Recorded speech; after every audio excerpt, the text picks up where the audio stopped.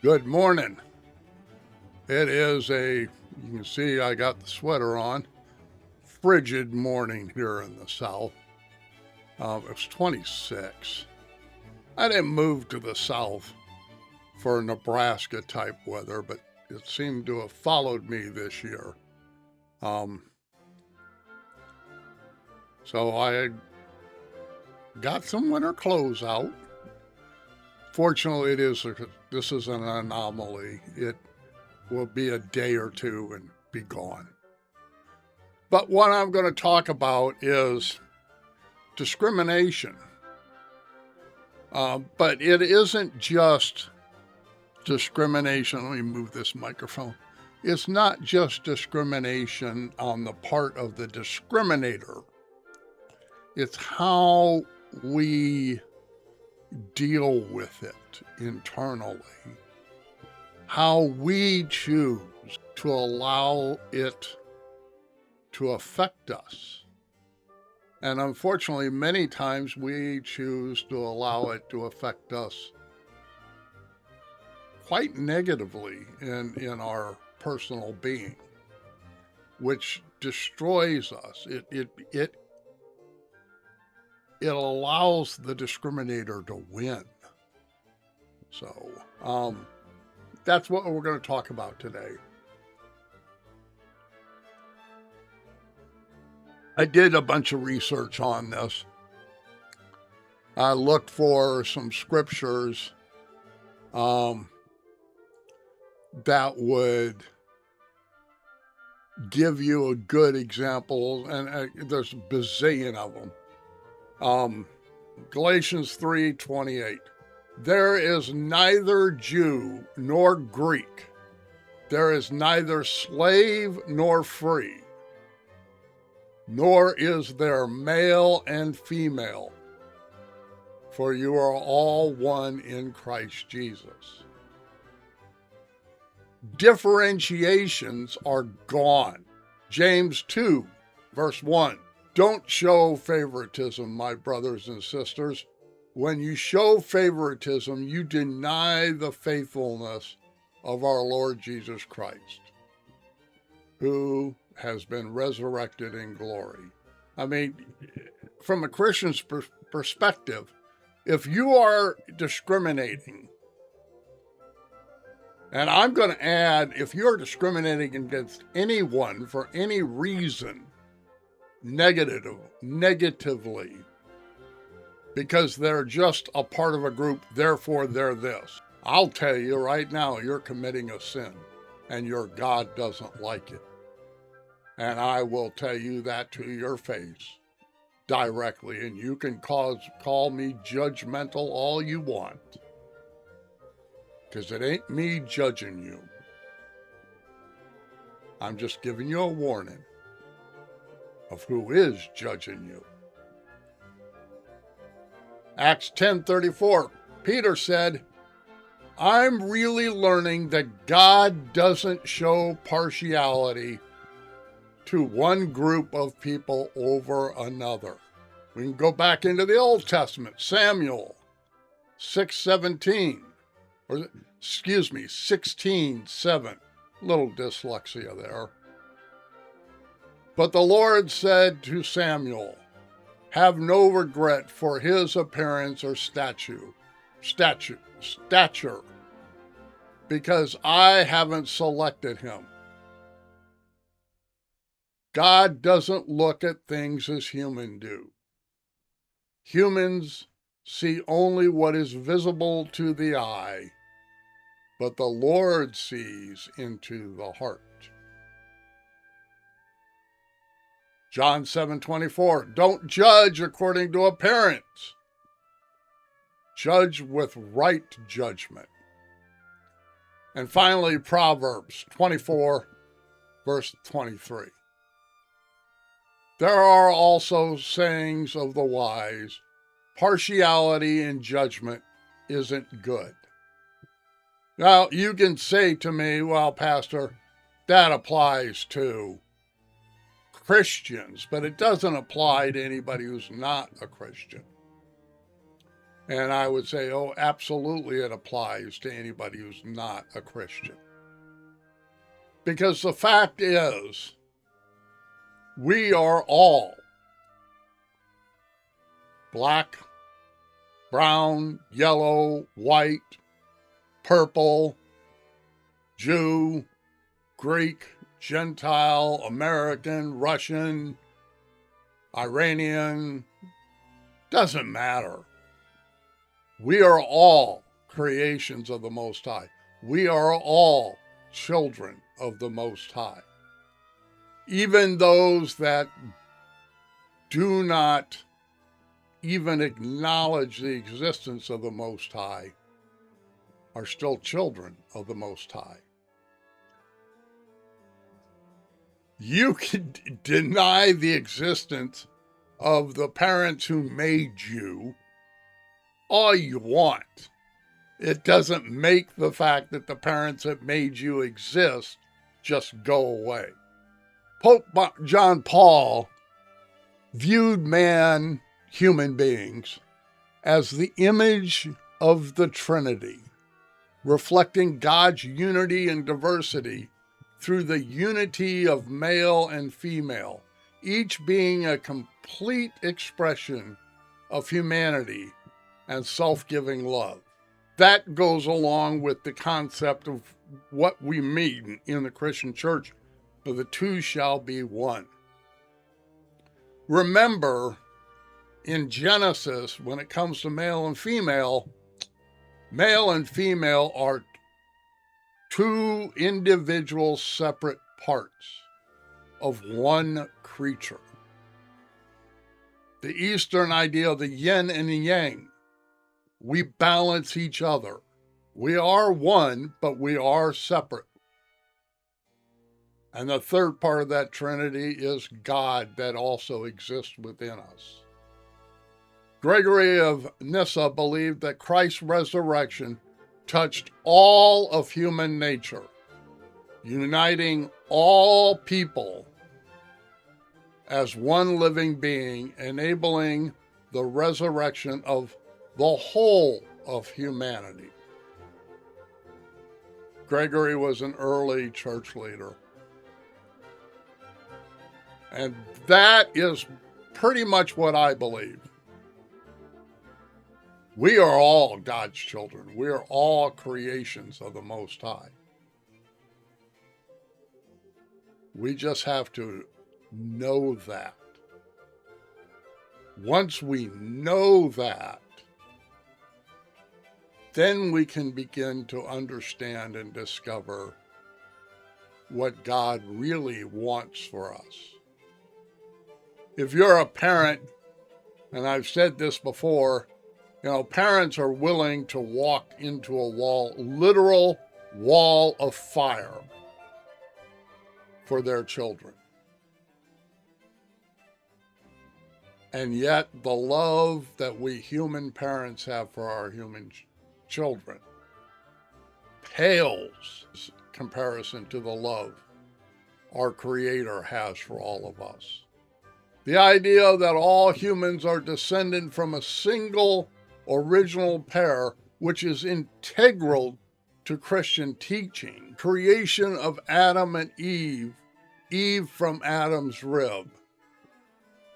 And genealogies you see in the Bible tracing descendants from Adam express this. All human creation, male and female, as far as the Christian and Jewish teaching goes, descends from two individuals.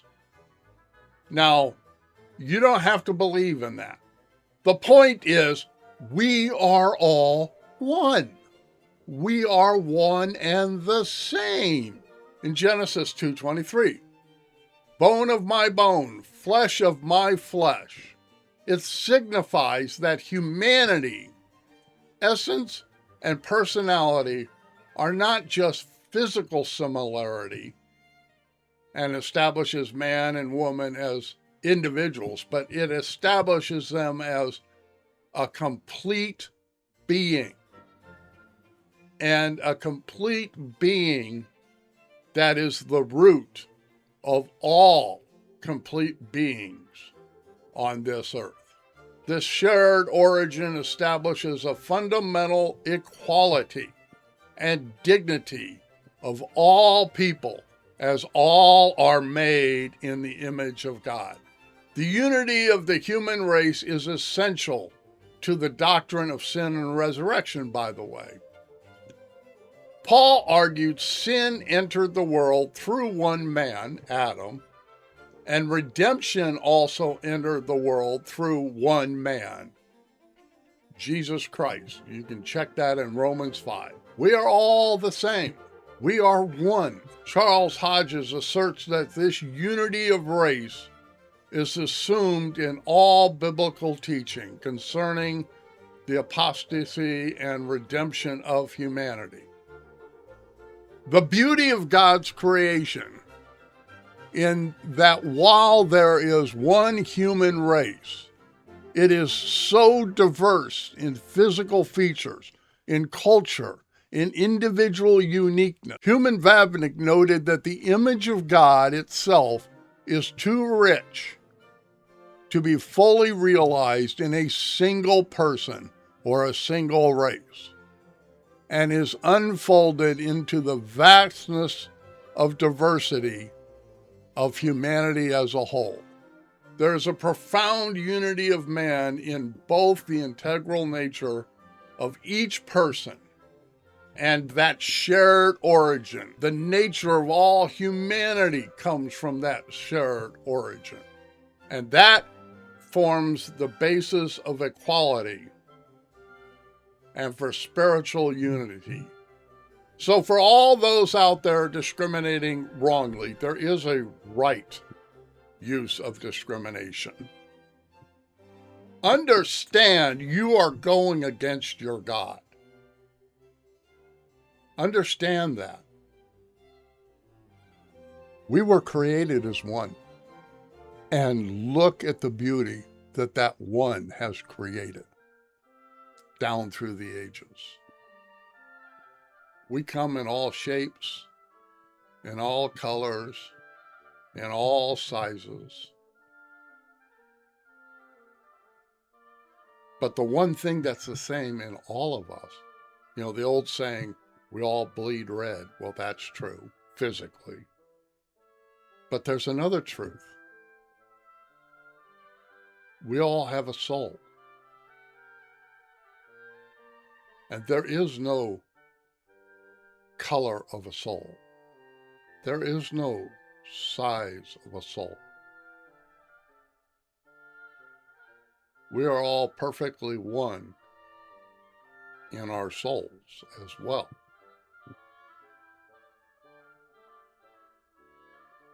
If you discriminate, you are no different than the hedonist who focuses solely on the physical and denies the spiritual. Now, I think I've given you a pretty good argument against discrimination and to stop it if you are doing it. But what happens if you are discriminated against? Well, I'm here to tell you, if you focus on the unfairness that you have been subject to by discrimination, you are defeated. Don't be defeated. I am well known for being rather doggedly fanatical when I take on something. I'm 110%. And I was texting with a person because I've been messing with this software over here, Movavi, which is what I'm creating everything in. And it's a editor tool. It has all kinds of features. That doggedness means also that when I face unfairness, and I have faced plenty of it in my life, I will not let that defeat me. I'll ignore it. Move on. Spend a little time being sorry for the idiot who discriminated against me or treated me unfairly. Little bit of time. But move on.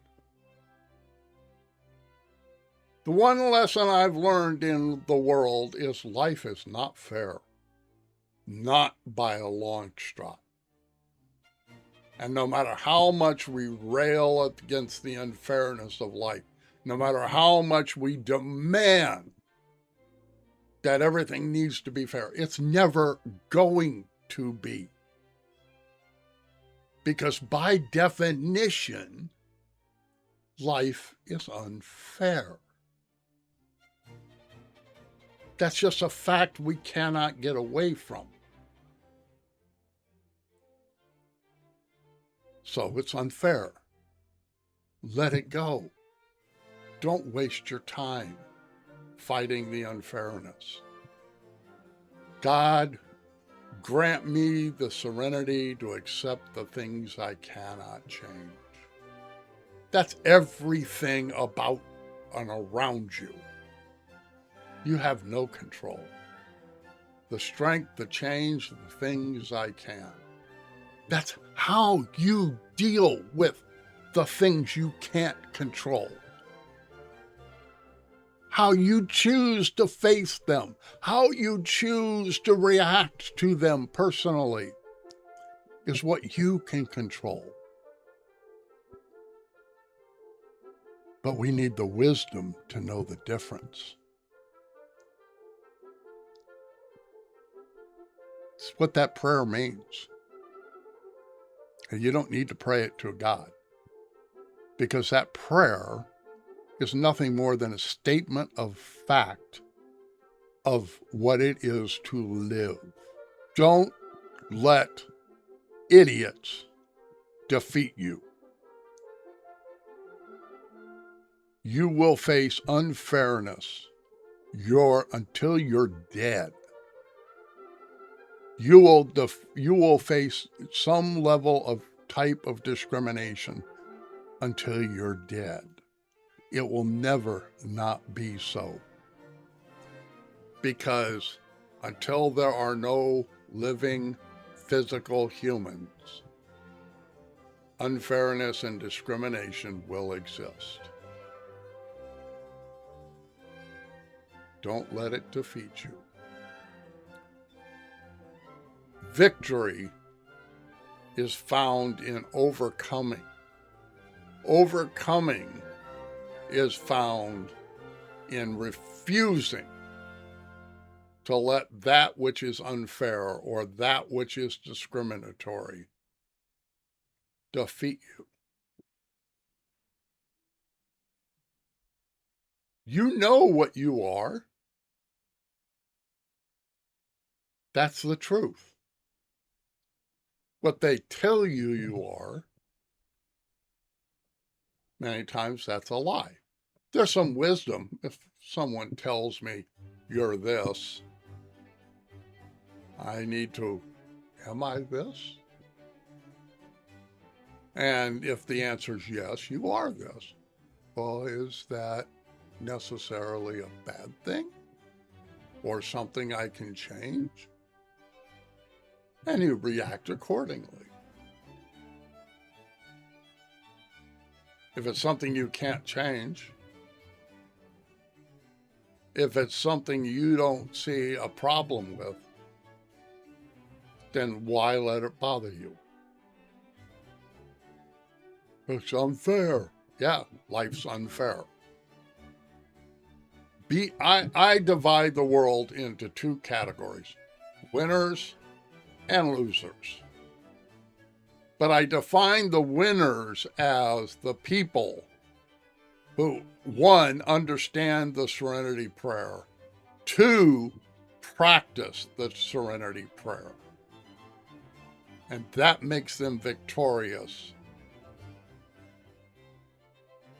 I define the losers who don't understand or practice the serenity prayer, who are spending all of their time and energy and effort trying to make the things they have no control over within their control. And that manifests, you know, people suffer an unfair trauma. It happens, unfortunately, all the time. And they spend the rest of their life, figuratively, balled up on the floor with their hands over their head,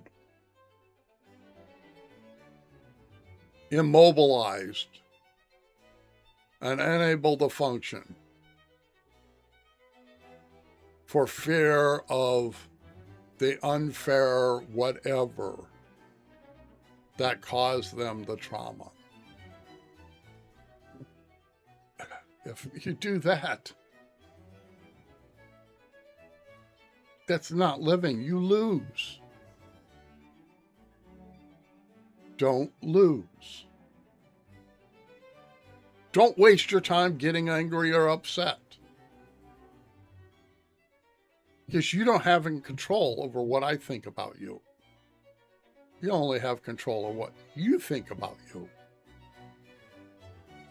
You don't have any control to force me to change what I may think. You only have control to force yourself to change what you may think. I watch all of these people out in the streets committing act of violence, justifying it because of some other act that they have determined is violence. And it may be or it may not be. That doesn't matter. But all of their attempts to try to force a change, all result in exactly the opposite of what they're trying to create. If there is unfair violence occurring on the other side, responding to it with violence does nothing but increase the violence. If there is unfair oppression on one side, oppressing those that are oppressing does nothing but create more oppression.